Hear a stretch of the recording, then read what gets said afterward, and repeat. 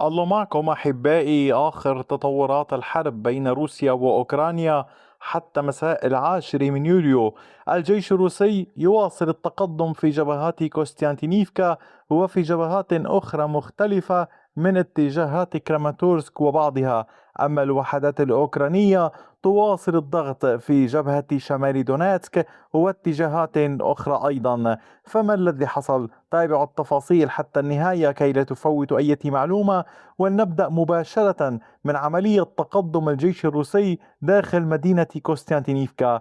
هنا الوحدات الروسية، وفي هذا القسم القوات نجحت بالتقدم وتثبيت سيطرة على كامل هذه المساحة باللون الزهري كما تشاهدون أمامكم. الجيش الروسي كان قد تقدم بعمق 700 متر بعرض 370 مترا، مسيطرا على هذه المنطقة. ولا تزال الوحدات الروسية تخوض اشتباكات مع القوات الأوكرانية من منزل إلى آخر ومن مبنى إلى آخر في هذه المنطقة الموجودة هنا باللون الرمادي، فيما يواصل الأوكران تمركزهم في هذه المناطق وبسط كامل سيطرتهم عليها في هذا الاتجاه من مدينة كوستانتينيفكا. اللافت في الأمر أن هذا التقدم الروسي يأتي بعد إرسال الوحدات الأوكرانية قوات تعزيزات إلى هذه المناطق في محاولة لتعزيز الجبهات ككل. وهنا يبرز سؤال هام: هل القوات التي كانت موجودة كانت ضئيلة أم لم تستطع الانتشار والاحتفاظ بما كانوا قد أوكل إليهم بحمايته وبالحفاظ السيطرة عليه، أم أن الوحدات الروسية ضغطت بقوة حتى تمكنت من السيطرة؟ حاليا وبهذا التقدم الجيش الروسي مع ساعات مساء 10 من يوليو يسيطر على 95.26% من إجمالي مساحة مدينة كوستانتينيفكا. وأعود أذكركم أن القوات الأوكرانية أرسلت تعزيزات إلى المنطقة. يبقى السؤال: تقدم الجيش الروسي في هذه الجهة، فهل يكون هناك تقدمات أخرى أم نشهد هجوما أوكرانيا مضادا منظما لاحقا؟ هذا ما علينا انتظاره. فيما يتعلق بجبهة دوبروبيليا، القوات الروسية واصلت نشاطها في أنيفكا، هنا في الجزء الأوسط من هذه البلدة التي تمتد على كامل هذا الامتداد. وحيث كان الجيش الروسي قد سيطر على نصفها، ها هو الجيش الروسي يواصل التقدم، فرض سيطرته على كامل هذه المساحة باللون الزهري كما تظهر أمامكم. عمق التقدم بلغ 480 مترا بامتداد 1.14 كيلومتر. العمليات لا تزال مستمرة وهدف الوحدات الروسية واضح: الضغط قدر الإمكان وصولا إلى دوبروبيليا.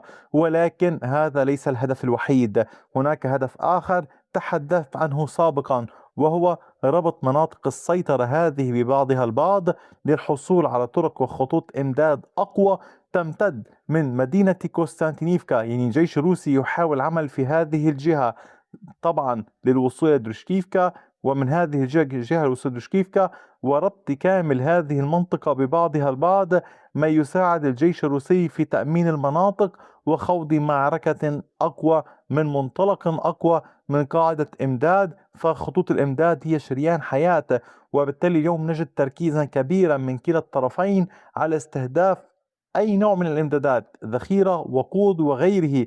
وهنا يركز الأوكران بشدة ضرباتهم بالمسيرات على استهداف شاحنات الوقود للضغط على القوات الروسية وعلى الدولة الروسية ككل، سواء تلك التي تعبر في المنطقة هنا باتجاه القرم أو باتجاه غيرها أو السفن وغيرها.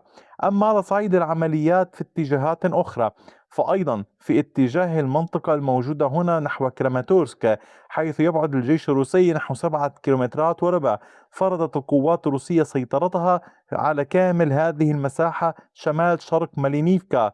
سيطر الروس على هذا القسم باللون الزهري، تقدموا بعمق 1.37 كيلومتر بعرض 1.3 كيلومتر. الوحدات الروسية تواصل نشاطها في هذه المنطقة وتحاول ربط مناطق السيطرة ببعضها البعض. يعني اليوم الروس يتحركون غربي القناة في هذه المنطقة نحو كراماتورسك وباتجاه سلافيانسك، وفي نفس الوقت هناك تحركات شرقي القناة حيث لا يزال الأوكران يتمركزون في ميكولاييفكا وكامل هذه المنطقة، ويحاولون قدر الإمكان الصمود بوجه الهجمات الروسية كي لا يقترب الروس من مدينة سلافيانسك. المعركة كبيرة والأمر ليس سهلا، وهذا كله مرتبط ببعضه. يعني اليوم البعض يحاسب جيشا أو طرفا يؤيده أو لا يؤيده، أو يقيم الأمور بناء معركة باتجاه مدينة واحدة. الأمر ليس كذلك، هناك عدة مدن محيطة ببعضها البعض مع مئات القرى، هذه كلها جبهات، وبالتالي الجيشين يحتاجان للتفكير بها والعمل عليها وتأمينها. مثلا اليوم كان هناك تقدم للجيش الأوكراني في جبهة ليمن، هذا التقدم هو في أطراف المدينة في محاولة لتأمين المزيد والعودة بقوة إلى داخل المدينة من هذا الاتجاه. فتقدم الأوكران بعمق نحو نصف كيلومتر كحد أقصى، وامتداد كامل هذه المنطقة هنا على امتداد كيلومتر. سيطروا على طول الشارع الموجود هنا من هذه المنازل. يحاول الأوكران العودة بقوة، محاولة الضغط على الوحدات الروسية، إغلاق المنطقة هنا، بذلك تصبح الإمدادات للقوات الروسية المنتشرة ضمن هذه البقعة باللون الرمادي تضطر للانسحاب، أو سيحتاج الروس لشن هجوم مضاد في هذا الاتجاه. العمليات في اليمن متداخلة، وهي ضربات إن أمكن القول كل طرف يركز بقوة على السيطرة وعلى النجاح فيها في معركتها، فهي مدينة هامة للغاية. والأمر أيضا مرتبط بكامل المنطقة المحيطة، حيث أيضا كان القوات الأوكرانية قد سيطرت على هذه المساحة في محيط نوفي.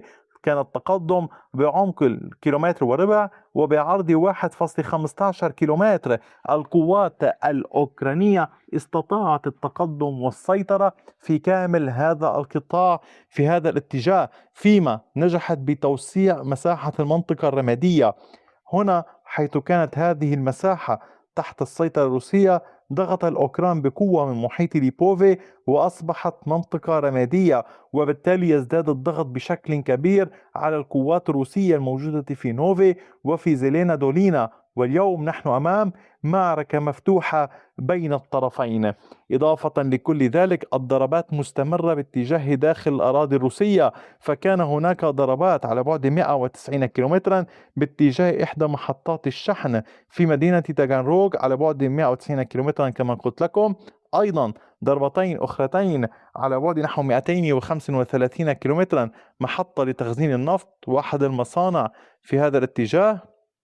كذلك الأمر كان هناك ضربة نحو العمق أكثر على إحدى المصافي في هذا الاتجاه على بعد 370 كيلومترا، مصفاة إليسكي للنفط. وأيضا في وقت سابق كان هناك ضربة إصابة لمحطة ضغط الغاز في 9 من يوليو بهذا الاتجاه. الضربات أيضا مستمرة باتجاه السفن وغيرها، فيما القوات الروسية تحاول قدر الإمكان الضغط على محطات الوقود، على شاحنات النفط أيضا للأوكران الموجودة في الجبهة والبعيدة عن الجبهة أيضا على بعد نحو 150 كيلومترا. اليوم المعركة غير محصورة على الخط الأمامي بل أيضا في الخطوط الخلفية. هذا كان كل شيء، أي جديد سأوفيكم به لاحقا. تأكدوا أحبائي من مشاركة الفيديو ليستفيد الأصدقاء. كل مشاركة للفيديو تساعدني وتساعد أصدقائكم في الحصول على المعلومات، يستفيدوا مما أنشره. شكرا وإلى اللقاء بفيديو آخر.